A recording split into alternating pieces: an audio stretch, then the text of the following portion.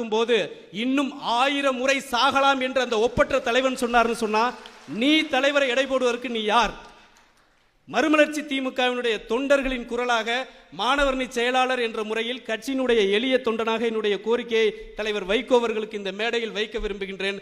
கட்சிக்கு யார் துரோகம் செய்தாலும் யோசிக்காமல் அவர்களை அப்புறப்படுத்துங்கள், அவர்களை வெளியேற்றுங்க. கட்சிக்கு அவர்கள் தேவையில்லை. எந்த உயர்ந்த மகுடமாக இருந்தாலும் அது நீங்கள் கொடுத்த பதவி. இன்றைக்கு நான் இந்த இடத்துல இருக்கேன்னு சொன்னா தலைவர் போட்ட பிச்சை.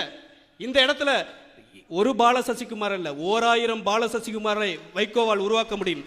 ஒரு மல்லை சத்தியாவே இல்ல, லட்சம் மல்லை சத்தியாக்களை உருவாக்கக்கூடிய ஆற்றல் பெற்ற தலைவன் எங்கள் தலைவர் வைகோ.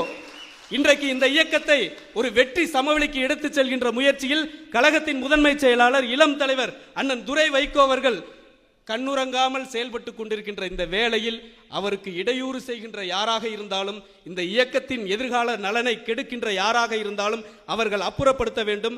இந்த மாநாட்டிற்கு, திருச்சியில் நடைபெறக்கூடிய இந்த மாநாட்டிற்கு மாணவரணி சார்பில் 5000 தோழர்களை பங்கேற்க வைக்கின்ற முயற்சியில் நாங்கள் ஈடுபடுவோம். கட்சிக்கு உறுதுணையாக இருப்போம். தலைவர் வைகோ அவர்களே, என்னுடைய திருமணத்தில் நான் உரையாற்றி முடிக்கும் போது ஒரு வார்த்தை சொன்னேன். ஒரு சாதாரண எளிய தொண்டை என்னுடைய திருமணத்தை நீங்க தான் நடத்தி வச்சிங்க.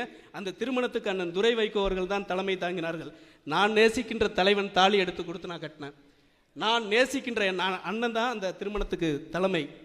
நீங்க 2 பேர் என்னுடைய திருமணத்தை நடத்தி வைத்த போது நான் சொன்னேன், என்னுடைய உயிரில் உடம்பில் கடைசி சொட்டு ரத்தம் இருக்கின்ற வரைக்கும் நான் உங்கள் பின்னால் நிற்பேன் என்று சொன்னேன். அந்த உறுதியை இந்த மேடையில் இன்றைக்கும் நான் தருகிறேன். மறுமலர்ச்சி திமுகவில் சாதி கிடையாது, ஒரே ஒரு சாதி தான், அது மதிமுக காரன் என்ற ஒரே சாதி தான். உங்கள் பின்னால் நாங்கள் நிற்போம். நன்றி, வணக்கம்.